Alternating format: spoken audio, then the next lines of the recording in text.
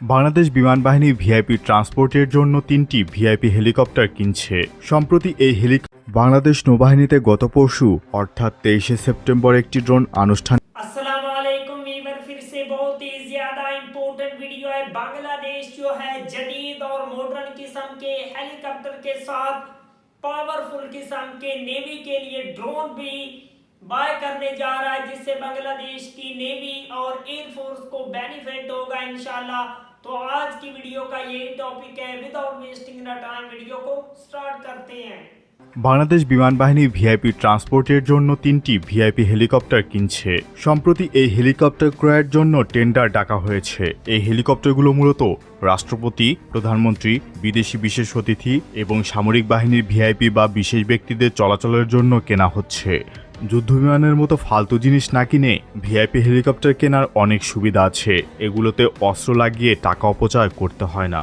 আর জানেনই তো, এই উপমহাদেশে ইমার্জেন্সি মুহূর্তে পালিয়ে যাওয়ার জন্য যুদ্ধবিমানের চেয়ে হেলিকপ্টারই প্রধান ভরসা। সম্ভবত বর্তমান ভিআইপি হেলিকপ্টারগুলো মাল্টিপারপাস রোলে ব্যবহার করা হবে এবং নতুন হেলিকপ্টার দিয়ে ভিআইপি পরিবহনের কাজ করা হবে।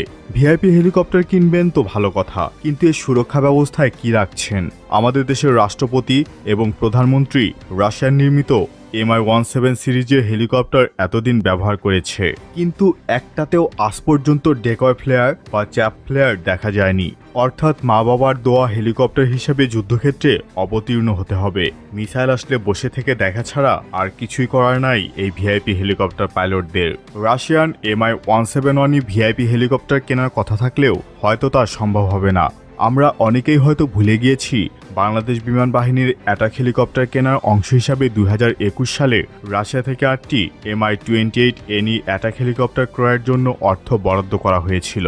এর আওতায় অস্ত্রসহ এসব হেলিকপ্টার বাবদ প্রায় 420 মিলিয়ন ইউরো বরাদ্দ করা হয়। তবে সাম্প্রতিক সময়ে চলমান রাশিয়া ইউক্রেন যুদ্ধের জন্য উক্ত ক্রয় পিছিয়েছে। একই সাথে মার্কিন যুক্তরাষ্ট্রের চাপও অন্যতম প্রধান কারণ হিসেবে বিবেচ্য।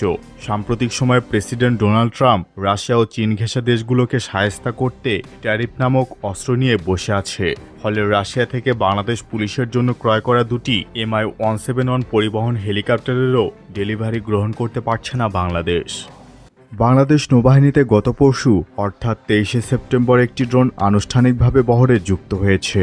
আনুমানিক 3টি ড্রোনের ডেলিভারি পেয়েছে বাংলাদেশ নৌবাহিনী, যেখান থেকে একটি ড্রোন গত 23 তারিখ থেকে অ্যাক্টিভ সার্ভেলেন্স ডিউটির অংশ হিসাবে যুক্ত হয়েছে।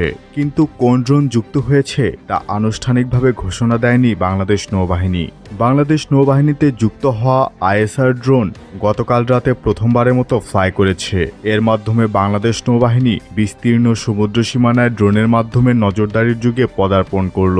তবে ধারণা করা হচ্ছে, বাংলাদেশ নৌবাহিনী খুব সম্ভবত মার্কিন যুক্তরাষ্ট্রের নির্মিত RQ-21 ব্ল্যাক জ্যাক UAV এর ডেলিভারি পেয়েছে। মার্কিন যুক্তরাষ্ট্র থেকে প্রকাশিত একটি তথ্য অনুসারে বাংলাদেশ সেনাবাহিনী ও নৌবাহিনীর জন্য এসব ড্রোন ইতিমধ্যেই সরবরাহ করা হয়েছে।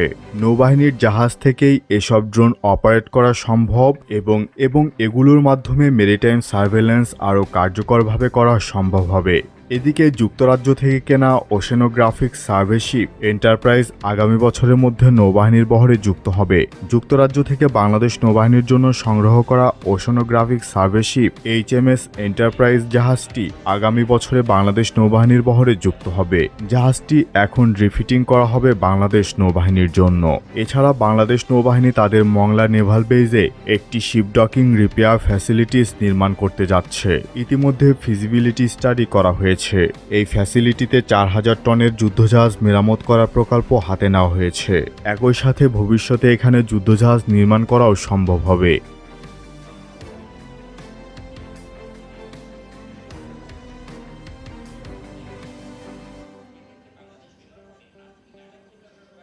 जदीद और मॉडर्न और पावरफुल किस्म के हेलीकॉप्टर और साथ में जदीद और मॉडर्न किस्म के नेवी के रिलेटेड जो ड्रोन है उनको ऐड किया जाएगा। बांग्लादेश की आर्मी को स्ट्रॉन्ग बनाने के लिए, नेवी को स्ट्रॉन्ग बनाने के लिए, एयरफोर्स को स्ट्रॉन्ग बनाने के लिए ऐसा इकदाम किया जा रहा है। तो व्यूअर, क्या बांग्लादेश को ये जदीद और मॉडर्न किस्म के जो हेलीकॉप्टर हैं और ड्रोन हैं जल्दी बाय करने चाहिए। आप हमें कमेंट्स में अपनी राय का इजहार लाजमी कीजिएगा। मिलते हैं आपसे नेक्स्ट वीडियो में इंशाल्लाह, तब तक के लिए